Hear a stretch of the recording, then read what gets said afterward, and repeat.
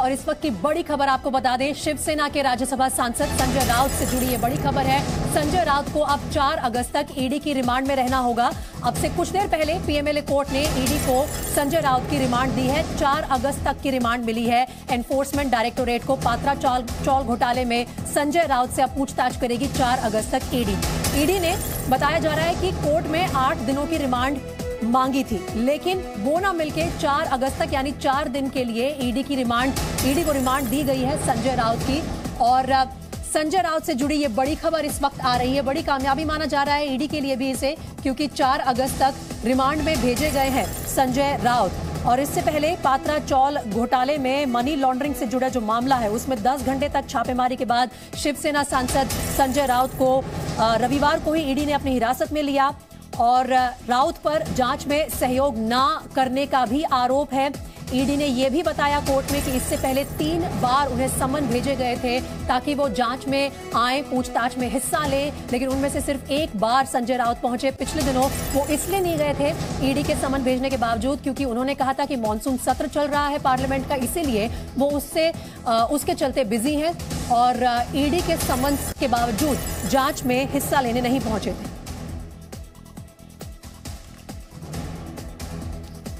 मेरे 2 सहयोगी इस वक्त पीएमएलए कोर्ट से लाइव मेरे साथ जुड़ रहे हैं। अंकुर त्यागी और नीलेश दोनों सुबह से लगातार हमें अपडेट्स दे रहे हैं। अंकुर, इस वक्त जो जानकारी मिल रही है संजय राउत से जुड़ी हुई, ये कंफर्म हो गया है कि 4 अगस्त तक अब वो ईडी की रिमांड में रहेंगे। अब क्या कार्रवाई शुरू होती है? अभी कहां है संजय राउत, क्या जानकारी मिल रही है? देखिए, फिलहाल संजय राउत को ईडी अपने साथ लेकर ईडी का जो लॉकअप है वहां लेके जाने वाली है, जो ईडी के दफ्तर में ही मौजूद है। इसके आगे क्या कार्रवाई होगी, जाहिर तौर पर जो ईडी ने अपनी 4 रिमांड कॉपी सामने रखी है अदालत के सामने, जो आरोप उन्होंने लगाए हैं या मैं कहूं बेहद गंभीर आरोप लगाए हैं, उनको अब यहां से उससे जुड़ी हुई इन्वेस्टिगेशन पे अपनी बातों को सत्य साबित करना होगा। सबसे पहला आरोप जो प्रवीण राउत है उसको एक फ्रंटमैन के तौर पर बताया है संजय राउत का। संजय राउत उनका कहना था कि ये जो पात्रा चौल जो घोटाला हुआ है उसमें 1000 करोड़ का घोटाला था, जिसमें से तकरीबन 112 करोड़ जो है वो जो मिले हैं वो प्रवीण राउत को मिले हैं। अब प्रवीण राउत चूंकि फ्रंटमैन था और वो संजय राउत के लिए काम करता था, संजय राउत के अकाउंट में अलग अलग तरीके से तकरीबन 1.6 लाख रुपीस डलवाए गए। यही नहीं था, अलीबाग इलाके में 10 लैंड पार्सल ऐसे हैं जिनको खरीदा गया है, और उनमें से एक लैंड पार्सल तो ऐसा भी है जो इस पूरे मामले की जो शिकायत करता है स्वप्ना पाटकर, जिनको धमकाने की बात भी सामने आ रही है, उनके नाम से भी लिया गया था। और ये जो सारा लिया गया था, इसका जो पेमेंट हुआ है वो 70% जो पेमेंट है वो कैश में हुआ है। अब ये पैसा कहां से आया, क्या ये उसी 112 करोड़ का ही हिस्सा था या नहीं था? इसके अलावा जो 83 लाख रुपीस प्रवीण राउत की पत्नी के अकाउंट से संजय राउत की पत्नी को गए हैं, वो भी उनको भी सत्यापित करना पड़ेगा। एक बात और कही थी, 2010 से 2011 के बीच में संजय राउत को प्रवीण राउत हर महीने 2 लाख रुपए भेजा करता था। ये रकम किस लिए इस्तेमाल होती थी? क्या ये उधार लिया गया था, उसका भी रीपेमेंट था?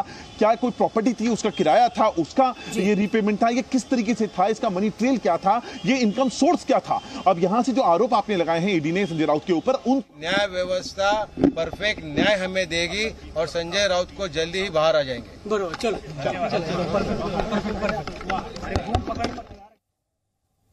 इस वक्त दोनों पक्ष के वकील भी धीरे धीरे कोर्ट से बाहर आ रहे हैं और तमाम जानकारी दे रहे हैं आज जो भी कोर्ट रूम में हुआ। उसके अलावा मेरे दोनों सहयोगी अंकुर त्यागी और नीलेश शुक्ला लगातार कोर्ट से हमें अपडेट्स दे रहे हैं। नीलेश, मैं आपका अगर रुक करना चाहूं इस वक्त, ये बताइए कि आज जब दलीलें पेश कर रहे थे दोनों पक्ष कोर्ट में, तब संजय राउत के वकील ने यह भी कहा कि मेडिकल ग्राउंड्स पर इन्हें ईडी की हिरासत में ना भेजा जाए। उसके चलते क्या सफाई दी ईडी ने? किस तरह की मेडिकल ग्राउंड्स की जो है शिकायत है संजय राउत को, जिसके चलते वो थोड़ी अपने लिए नरमी की उम्मीद कर रहे थे?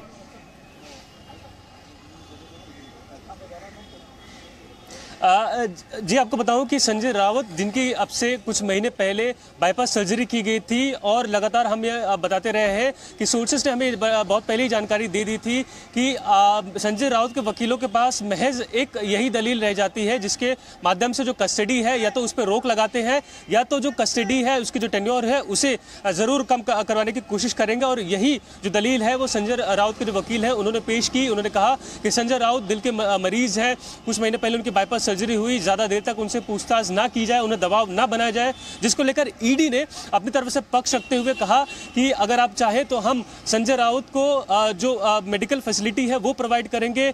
आमतौर पर सामान्यतः हम 10 बजे के बाद पूछताछ वैसे भी नहीं करते, और इसी को लेकर अब जब उन्हें 4 तारीख तक रिमांड कस्टडी में भेज दिया गया है तो वहां ईडी ने एक और राहत दी है कि सुबह 8:30 से 9:30 बजे तक जो संजय राउत के वकील हैं वो उनसे मिल सकते हैं, और इसके बाद 10 बजे से सुबह 10 बजे से रात 10 बजे तक ही जो ईडी है वो उनसे पूछताछ करेगी। यानी कि ईडी ने भी अपनी तरीके से कुछ ना कुछ राहत दी है। हालांकि जिस प्रकार संजय राउत लगातार आक्रामक थे, शिवसेना के जो गुट है वो लगातार आक्रामक थे कि ईडी की कार्रवाई बदले कार्रवाई है। फिलहाल ये सभी थोड़ी देर के लिए निलेश कुछ और रिएक्शंस आ रहे हैं, हम एक बार उनका रुख कर लेते हैं। इस वक्त सुनते हैं जरा क्या रिएक्शन आ रहा है। रुकिए 2 मिनट। आज 8 दिन की पीसी न देते हुए न्यायालय ने उनको 3 दिन की पीसी दी है। 4 तारीख को संजय राउत साहब को फिर एक बार कोर्ट के हाजिर करेंगे, और हमें पूरा विश्वास है कि न्याय व्यवस्था परफेक्ट न्याय हमें देगी और संजय राउत को जल्दी ही बाहर आ जाएंगे। संजय राउत के भाई सुनील राउत कोर्ट में जो कार्रवाई खत्म हुई उसके बाद प्रेस से बात करते हुए न्याय की उम्मीद कर रहे हैं, लेकिन 4 दिन की अभी ईडी को रिमांड मिल गई है संजय राउत की। बड़ा झटका माना जा रहा है ये संजय राउत के कैंप के लिए, लेकिन उनकी रिमांड पर उनके भाई का अभी बयान आया है कि हमें आगे राहत की उम्मीद है। सुनील राउत ने प्रेस से बात करते हुए कहा है कि राउत जल्द कस्टडी से बाहर आएंगे। अभी फिलहाल जो पीएमएलए कोर्ट का फैसला आया है उसके मुताबिक 4 दिन के लिए यानी कि 4 अगस्त तक ईडी को रिमांड दी गई है संजय राउत की। एक बार फिर से सुनिए क्या कहा सुनील राउत ने। आज 8 दिन की पीसी न देते हुए न्यायालय ने उनको 3 दिन की पीसी दी है। 4 तारीख को संजय राउत साहब को फिर एक बार कोर्ट के हाजिर करेंगे, और हमें पूरा विश्वास है कि न्याय व्यवस्था परफेक्ट न्याय हमें देगी और संजय राउत को जल्दी ही बाहर आ जाएंगे। तो देखिए देश की न्याय व्यवस्था पर भरोसा है, सुनील राउत का ये कहना है, और 4 अगस्त को जब दोबारा पेशी होगी तब उन्हें उम्मीद है कि संजय राउत बाहर आ जाएंगे। एक बार फिर से रुक कर लेते हैं अपने रिपोर्टर्स का।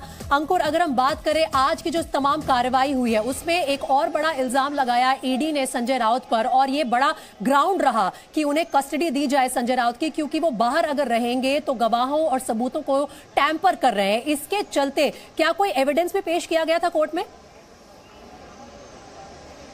देखिए फिलहाल ये सिर्फ तथ्यों को ही सामने रखा था, लेकिन इससे जुड़ा हुआ कोई सबूत तो सामने नहीं आया। लेकिन अगर आप इसके बिल्कुल इक्वल में अगर एक और घटनाक्रम चल रहा है उस पर अगर गौर फरमाएंगे तो वो एक परिप्रेक्ष्य को समझने में ज्यादा मदद करेगा। जो कि इस वक्त जो मुंबई का वकुला इलाका है वहां पर कल रात को जिस तरीके से एक एफआईआर दर्ज हुई है, ये एफआईआर दर्ज हुई है उस टेप को लेकर, ऑडियो टेप को लेकर, जिसमें इस पूरे मामले से जो पाताचाल घोटाला मामला है इससे जुड़ी हुई जो मुख्य शिकायतकर्ता है स्वप्ना पाटकर, उनको धमकी देने का मामला सामने आया था। एक आवाज है जिसमें दावा ये किया जा रहा था कि संजय राउत की आवाज है और उनको धमका रहे हैं। वो भाषा बेहद ऐसी भाषा है जिसको सुनाया भी नहीं जा सकता है, और बेहद तल्ख अंदाज में स्वप्ना पाटकर को धमकाया जा रहा था। हालांकि अभी तक ये सत्यापित नहीं हो पाया है कि वो आवाज संजय राउत की थी या नहीं है। अब इस मामले की जांच, चूंकि अब ऑफिशियल इस मामले में एफआईआर ले ली गई है, इस मामले से जुड़ी हुई अब जांच आगे बढ़ेगी, इन्वेस्टिगेशन होगा कि इस ऑडियो का जिसमें यह आवाज सत्यापित करना होगा कि संजय राउत की है या नहीं। और अगर ऐसा होता है तब यकीन मानिए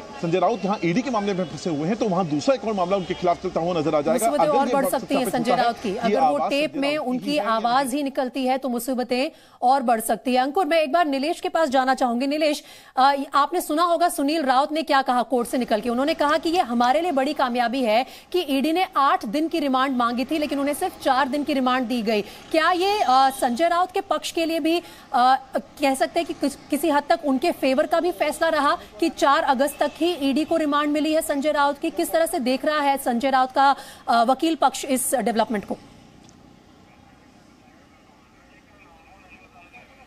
जी, इसे फेवर कहना तो शायद गलत होगा, लेकिन राहत जरूर उन्हें मिल पाई है क्योंकि 8 दिन की कस्टडी डिमांड की गई थी और महज 4 दिन की कस्टडी दी गई है।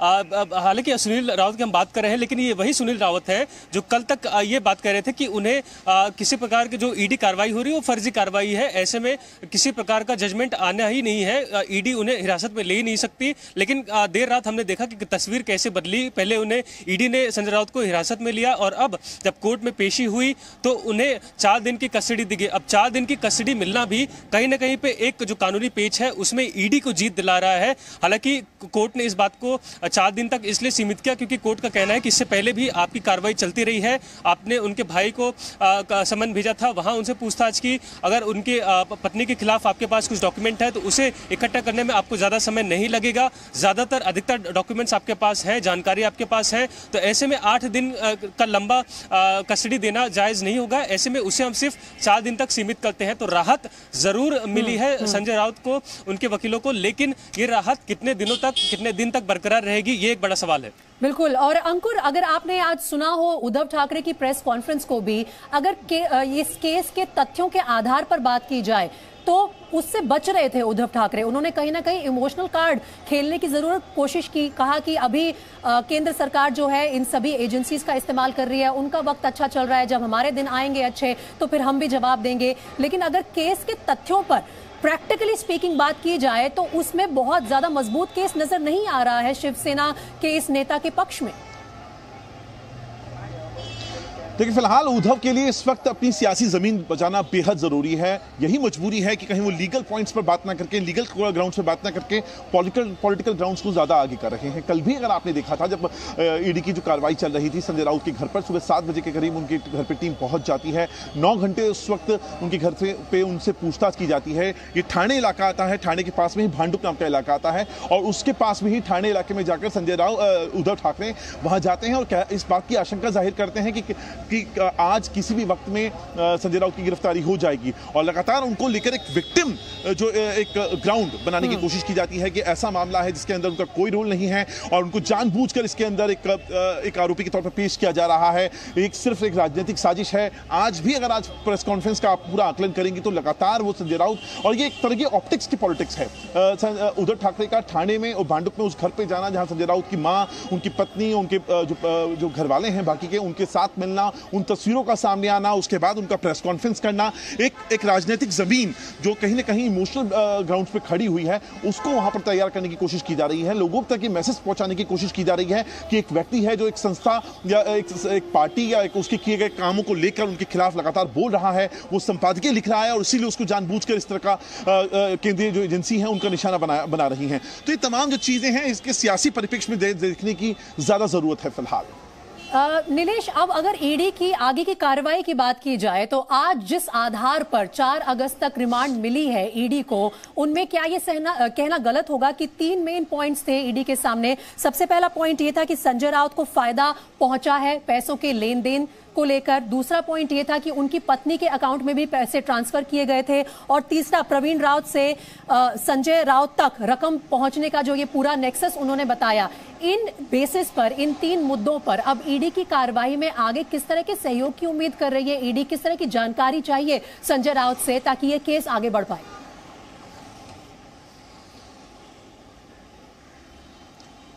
देखिए, जिस प्रकार की दलीलें आज ईडी के वकीलों ने पेश की उससे तो ये साफ जाहिर होता है कि नीलेश, 1 मिनट के लिए आपको रोकना चाहूंगी क्योंकि हमारे पास रिमांड की कॉपी आ गई है। दर्शकों को हम रिमांड कॉपी के वो दस्तावेज इस वक्त दिखा रहे हैं। आपको बता दें एक बार फिर से कि पीएमएलए कोर्ट से अभी थोड़ी देर पहले ही फैसला आया है कि ईडी को 4 दिन की रिमांड दी गई है शिवसेना सांसद संजय राउत की। और इस रिमांड में देखिए जो पॉइंट्स हाईलाइटेड हैं, एक बार मैं उन पर चाहूंगी कि आप गौर करें। It is quite evident that POC may have also been utilized और इसके अलावा investigation conducted so far revealed that financial status of Shri Sanjay Raut and many other small leaders in the locality involved has increased many fold. ये बड़ी बात है कि जो financial status था संजय राउत का और कुछ और शिवसेना के लोकल लीडर्स का था, वो कई गुना बढ़ गया इस दौरान। इन्वेस्टिगेशन में ये सामने आया है। और जो ये तमाम रिमांड कॉपी है इस वक्त जी न्यूज के पास, सबसे पहले हम आपको दिखा रहे हैं। रिमांड कॉपी आ गई है। 4 अगस्त तक ईडी को रिमांड मिली है संजय राउत की। अरविंद सावंत का भी बयान आया है। उन्होंने इस पूरी आज की कोर्ट की कार्रवाई पर, डेवलपमेंट पर क्या कहा, सुनिए। शिवसेना सांसद अरविंद सावंत इस वक्त हमारे साथ है। आपको बता दें कि कोर्ट में सुनवाई हुई है और 4 अगस्त तक अब संजय राउत को ईडी कस्टडी मिली है। सर, पहली प्रतिक्रिया, क्योंकि 8 दिन की ईडी कस्टडी मांगी गई थी ईडी की ओर से, लेकिन सिर्फ 4 अगस्त तक का ही समय दिया गया ईडी कस्टडी। चलो, मैं स्वागत करता हूँ। एटलीस्ट न्याय व्यवस्था तो थोड़ी कुछ बची है ऐसा लग रहा है। कि जिस ढंग से वो ईडी की ऑफिस कार्रवाई कर रही है उसको देखते समय लगता है ना, जिस ढंग अभी जितने लोग भारतीय जनता पार्टी में गए वो सभी के ऊपर ईडी की कार्रवाई है, तो पवित्र हुए। वो ईडी को पूछना चाहिए इन लोगों का क्या किया, पहले वालों का। वो मुलुंड का जो भोंगा नाम लेता था वो उनका सबका क्या हुआ, उसके बारे में चुप कर बैठे। और ये राजनीतिक मतलब बदला है, लेने की कोशिश है, क्योंकि संजय राउत साहब जी बात करते रहते हैं, बोलते हैं और तीखे उनके बोल होते हैं, तो उससे ऊपर उनको जख्म हो रही है। इसके लिए आप कर रहे हो मेडिकल ग्राउंड्स पे उन्होंने कहा था। ग्राउंड तो आप हर एक जनता है, उनके हृदय पर शस्त्रक्रिया हुई थी, तो वो देखकर तो देखना ही पड़ेगा। वो कोई उपकर नहीं, कानून व्यवस्था है। और मुझे समझ में नहीं आता है कि जांच करने के लिए इतने इतने बरसों तक लोगों को ईडी अंदर क्यों रखती है, ये भी समझ में नहीं आता है। कोई पूछे तो ईडी को कि आप 6-6, 8-8 महीना कौन सी ऐसी जांच करते रहते हो। आपको किसकी साजिश लग रही है? मुझे ये साजिश है भारतीय जनता पार्टी, और कौन करता है इस देश में? तो दो ही तो लोग हैं जब कठपुतलियाँ चलाते हैं सबको। वही तो उनका आज उनका नड्डा जी का जो वक्तव्य है, वो वक्तव्य उसको समर्थन देता है कि जिस ढंग से कार्रवाई कर रहे हैं। नड्डा जी का वक्तव्य क्या है और उसके लेकर कौन कौन न्यायिक संस्थाएं जो काम कर रही है वो आप देख रही हो सभी। तो चलो न्यायिक व्यवस्था तो अच्छी है, उसके लिए आखिर में मौके का फायदा उठाते हुए मौजूदा मुख्यमंत्री ने ये कहा कि रोज सुबह 8 बजे बजने वाला भोपू अब अंदर चला गया। उनके खुद के भोपू चलते रहते, छोड़ दो। ऐसे साफ तौर पर आपने देखा अरविंद सावंत यहाँ पर संजय राउत को जो 4 अगस्त तक ईडी की कस्टडी मिली है उस पर बात करते हुए और साफ तौर पर अपनी प्रतिक्रिया देते हुए ये कहती हुए कि ये सब राजनीति के तहत किया जा रहा है। मुंबई से कैमरा पर्सन राजेश के साथ शिवांगी ठाकुर, जी मीडिया। तो उद्धव ठाकरे के जो शिवसेना कैंप है उससे जुड़े तमाम लीडर्स इस वक्त यही कह रहे हैं कि किसी तरह का पॉलिटिकल वेंडेटा है, राजनीति खेली जा रही है। इसी के चलते संजय राउत के ऊपर ईडी का शिकंजा कसता जा रहा है। 4 अगस्त तक ईडी की रिमांड में रहेंगे संजय राउत। लेकिन एक बार फिर से रुख कर लेते हैं अपने रिपोर्टर्स का। अंकुर त्यागी और नीलेश शुक्ला दोनों मेरे साथ पीएमएलए कोर्ट से इस वक्त मौजूद हैं और लगातार लाइव रिपोर्टिंग कर रहे हैं इस पूरे मामले की। नीलेश, अरविंद सावंत की बाइट से पहले हम आपसे बात कर रहे थे और जानना यह चाह रहे थे कि ईडी को अब किस तरह की कोऑपरेशन की उम्मीद है संजय राउत से आने वाले दिनों में। इस केस से जुड़े किस तरह के दस्तावेज, किस तरह की इंफॉर्मेशन वो चाहते हैं संजय राउत से रिमांड के दौरान?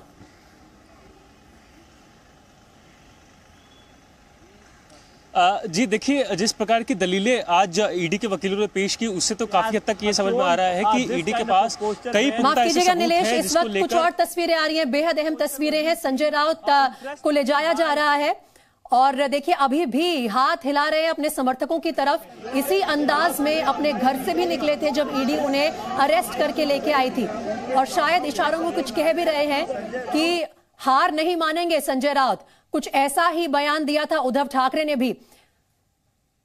और इस वक्त ये तस्वीरें आई हैं कोर्ट से जब ईडी लेकर निकली है संजय राउत को। अब 4 दिन के लिए ईडी की हिरासत में रहेंगे, रिमांड में रखा जाएगा ईडी की। 4 अगस्त के बाद एक बार फिर से फैसला होगा कि आगे रिमांड बढ़ेगी या नहीं। कोर्ट से बाहर निकले हैं संजय राउत। तब से कुछ देर पहले तस्वीरें आपने सबसे पहले जी न्यूज पर देखी और एक बार फिर से हाथ हिलाकर अभिवादन किया, अपने समर्थकों की तरफ इशारा भी किया कि हार नहीं मानेंगे संजय राउत। 8 दिन की रिमांड की पेशी थी ईडी की तरफ से, लेकिन उन्हें 4 दिन की रिमांड मिली। 4 अगस्त तक अब ईडी की हिरासत में रहेंगे, ईडी के सवालों का सामना करेंगे और अब किस तरह से ईडी उन पर अपना शिकंजा कसती है, किस तरह से केस को मजबूत करती है, पात्रा चौल घोटाले से जुड़े इस केस को ये देखना होगा। बाहर निकलते वक्त एक बार फिर से अपने अंदाज में संजय राउत अपने समर्थकों का अभिवादन करते हुए, हाथ हिलाते हुए और उसी अंदाज से निकले हैं जिस अंदाज से सुबह अपने घर से निकले थे, कल अपने घर से निकले थे जब ईडी ने उन्हें हिरासत में लिया था 10 घंटे की छापेमारी के बाद। अंकुर, ये तस्वीरें आई हैं संजय राउत, जैसा कि मैंने कहा वही अंदाज नजर आ रहा है उनका, हार ना मानने वाला, बिल्कुल सामना करने वाला एक तरह से कि जो भी अब मुझ पे कार्रवाई होगी उसके लिए मैं पूरी तरह से तैयार हूं। लेकिन संजय राउत लगातार कल से जब से ये कार्रवाई शुरू हुई है उसके बाद से ही इस तरह का पोर्ट्रे करने की कोशिश कर रहे हैं, चाहे उनके जेस्चर पोस्चर आप देख लीजिए या जिस तरीके से अंदाज में वो ट्वीट कर रहे हैं या अपनी बातें रख रहे हैं, वो अपने आप को कहीं ना कहीं विक्टिम और हीरो दोनों पेश करने की कोशिश कर रहे हैं। विक्टिम उस व्यवस्था के खिलाफ हैं जिसने उनको जानबूझकर इस झूठे मुकदमे में फंसाया है, जो लगातार वो अपने ट्वीट के जरिए कहते रहे हैं, और हीरो के वो झुकेंगे नहीं, वो अपनी पार्टी को नहीं छोड़ेंगे डर के मारे। जो सेंट्रल एजेंसीज को कार्रवाई करनी है वो उसको डट के सामना करेंगे, और यही बात है कि वो इस तरह की जेस्चरिंग और पोस्चरिंग कर रहे हैं, भले उनका घर हो, ईडी का दफ्तर हो, या फिर पीएमएलए कोर्ट के बाहर निकलते हुए ये जो इस वक्त दृश्य हमारे दर्शक देख रहे हैं। तो यहां से एक तरह का एक पोर्ट्रे करने की कोशिश की जा रही है, मैसेज देने की कोशिश की जा रही है, न केवल बीजेपी को और जो उद्धव ठाकरे ग्रुप को, बल्कि इस वक्त तमाम देश की जनता जो इस वक्त देख रही है वो उसको एक मैसेज देने की कोशिश की जा रही है कि किस तरीके से उनको, संजय राउत को इस तरह झूठी मामले में फंसाया गया है। इसके बावजूद संजय राउत यहां टूटने की हालत में नहीं है। अच्छा, दूसरी बात मैं आपको जो बता रहा हूं, जो लगातार जो रिमांड कॉपी हम अपने दर्शकों को दिखा रहे हैं उसके अंदर बहुत सारे इंपॉर्टेंट पॉइंट्स हैं जो यहां पर निकल कर आ रहे हैं। मैं एक बार सिलसिलेवार तरीके से समझाने की कोशिश करता हूं। अगर आप 11वें नंबर का पॉइंट देखेंगे तो यही वो पॉइंट है जिसमें ईडी ने साफ तौर पर कहा है कि प्रवीण राउत है वो सबसे खास आदमी है संजय राउत का, और वो फ्रंटमैन के तौर पे काम करता था। ये इसके अंदर 11वें नंबर का जो पॉइंट है उसके अंदर लिखा हुआ है। 12वें नंबर का जो पॉइंट है उसमें साफ तौर पर जो पैसे की हेराफेरी हुई है पाताचोल घोटाले के जरिए उसका यहाँ पर मेंशन किया गया है। इसमें यह भी बताया गया है कि जो वर्षा राउत हैं, जो संजय राउत की पत्नी है, वो एक स्कूल टीचर हुआ करती थी, और जो माधुरी राउत हैं, जो प्रवीण राउत की पत्नी है, वो एक हाउस वाइफ हुआ करती थी। और जब ये अवनी नाम की कंपनी है, अवनी इंफ्रास्ट्रक्चर, ठीक है अंकुर, जब ये हमारे पास ये रिमांड कॉपी है, सबसे पहले जी न्यूज ने ही ये रिमांड कॉपी अपने दर्शकों को भी दिखाई, और इस पर पूरे विस्तार से आपसे आगे भी जानूंगी कि पॉइंट बाय पॉइंट क्या लिखा गया है इस रिमांड कॉपी में। ये जो तस्वीरें आ रही हैं ये कोर्ट से बाहर की है, जब अब से कुछ देर पहले ईडी ऑफिसर संजय राउत को लेकर निकले हैं कोर्ट से।